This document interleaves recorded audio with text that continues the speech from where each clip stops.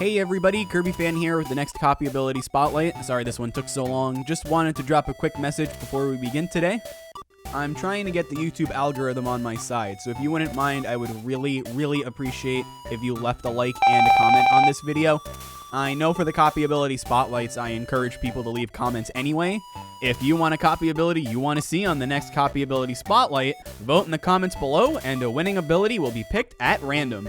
The more votes any given ability gets, the more likely it is to get chosen. And when I eventually do make it big, this introduction won't be outdated, don't worry, because I will always appreciate the comments and the likes and everything. With that out of the way, on to the spotlight. Okay, getting back on track after last time's debacle, the ability we're covering today is Tornado. Tornado is one of those abilities that hasn't been in a main series game for a while, which is strange, because a lot of players know Tornado. We'll get to how it actually fares later, but it's one of the most infamous abilities for how easy it is to use in Squeak Squad specifically. It was also in the first batch of abilities from Kirby's Adventure, so its recent exclusion does raise some red flags. In today's copy ability spotlight, we're going to find out if Tornado is actually good, or if there's a valid reason it hasn't been in the games for a long time. Let's get started! One common occurrence in these copy ability spotlights is that being a good ability in Kirby's Adventure is among the hardest in the series. Even on a more casual level, things such as small range and so many abilities being similar and not only function, but even appearance in some cases, makes it a game where you'll find your small groups of favorites and mostly stick to those. That's better than how most abilities handle in a speedrun setting though. Only a very small, select few abilities have a purpose for speedrunning. There are a lot of factors that go into speedrunning Kirby's Adventure, the normal stuff like speed, strength, and overall efficiency, but also some obscure obstacles, such as preventing lag as much as you possibly can. To be an ideal ability for speedrunning Kirby's Adventure, you need all of these things. Tornado has all of these things. In Kirby's Adventure, Tornado is fast, lasts a long time, has complete invincibility throughout the entire thing, does a lot of damage to bosses since it's multi-hit, adds little to no lag to the game, outside of hitting bosses of course, has the ability to go up and avoids bits of lag, and is even available in a museum, World Forest to be exact. Availability in this game especially is a major non-issue, since you can mix your Tornado using the two Waddle Doo almost right away, so the fact that you don't get Tornado for a while is legitimately not a problem. Tornado isn't the only ability used in the run, but it may as well be. World record or not, most of the fastest times in KA revolve around using Tornado. It's the de facto no drawback ability in this game, but funny enough, it's not in Nightmare and Dreamland speedruns. Ever.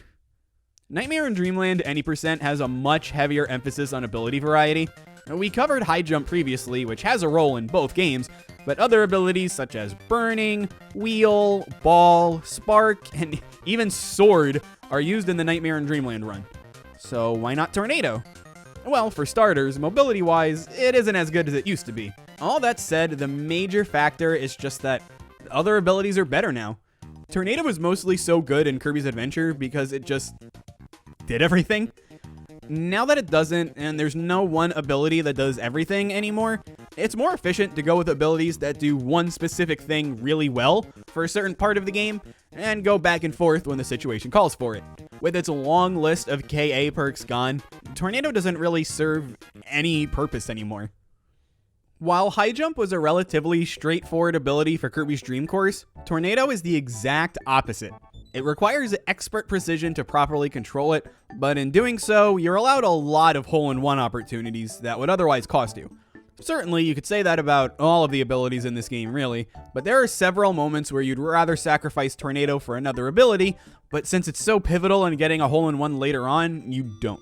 It's not as defining as Tornado in Kirby's Adventure, primarily since, unlike the main series games, availability is a serious issue for every ability.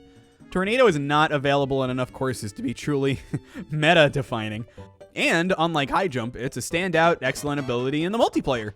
Tornado regains its momentum and attacking hitbox when it's on a slant or it's blown up by one of these fan tiles.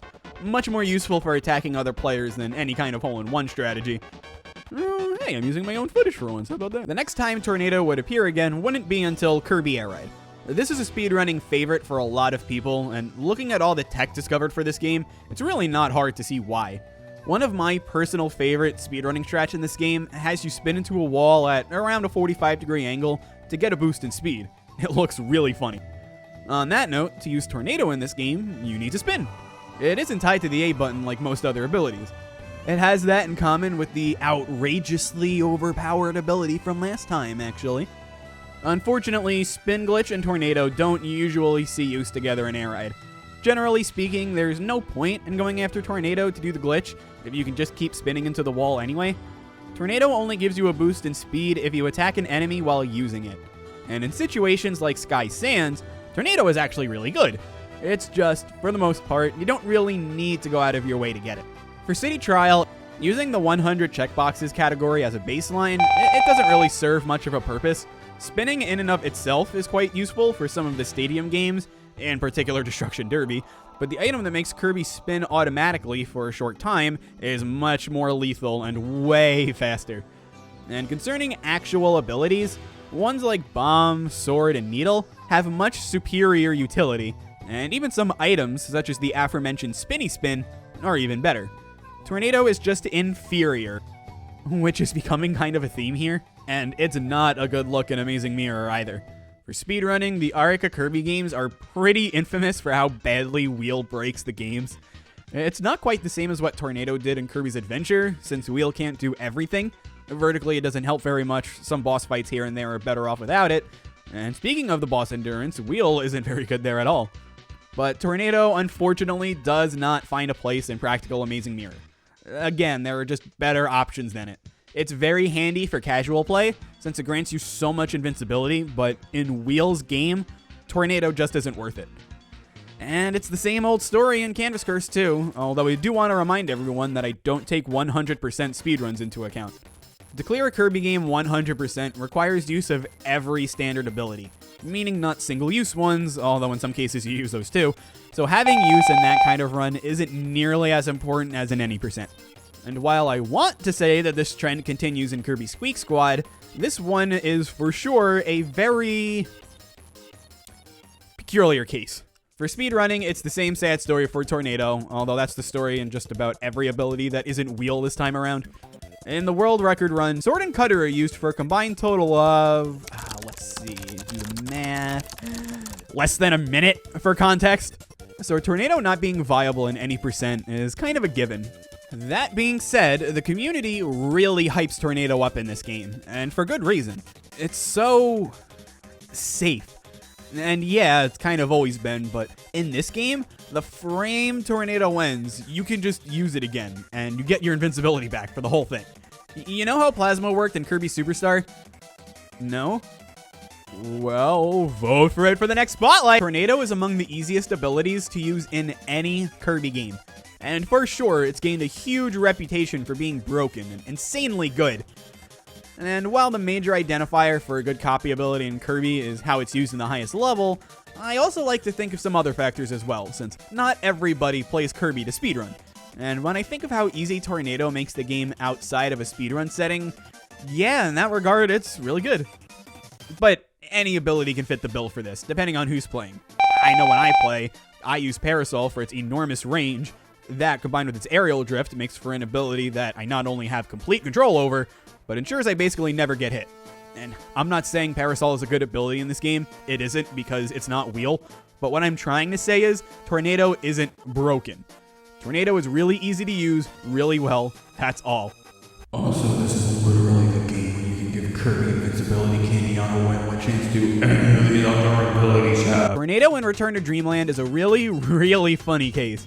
Wing has replaced Wheel as the king of abilities, so, as usual, Tornado doesn't stand a chance.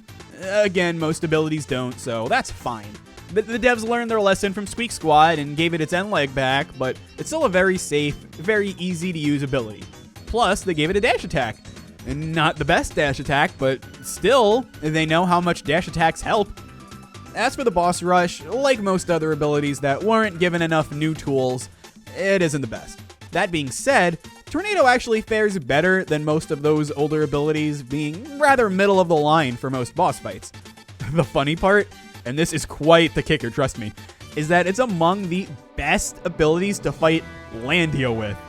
Honest, it's better than most in beating Landia in a fast amount of time. This is because when you attack Landia's Master Crown, you deal extra damage. Most other abilities have a hard time reaching the crown and struggle to deal consistent hits to deal enough damage. But now that Tornado has a finisher on its normal attack, this is the first time since Kirby's Adventure that Tornado's seen a legitimate advantage in speedrunning. And while it's not the biggest advantage, it's among the slowest for clearing the arenas, although again, not the slowest, you have to take the little wins, especially for an ability that had a fall from grace as far as this. It's back to being outclassed in Kirby Battle Royale, unfortunately. For the single player, it doesn't offer much of value compared to the other abilities that can get the job done much quicker. Luckily for it, though, most game modes take the same amount of time regardless of which ability you pick. And Tornado does have valuable properties, such as drawing items, think apples or etc., towards Kirby, so it can make certain game modes easier. Making the game go faster, though, not quite. Long story short, single player, not great. Multiplayer, go for it.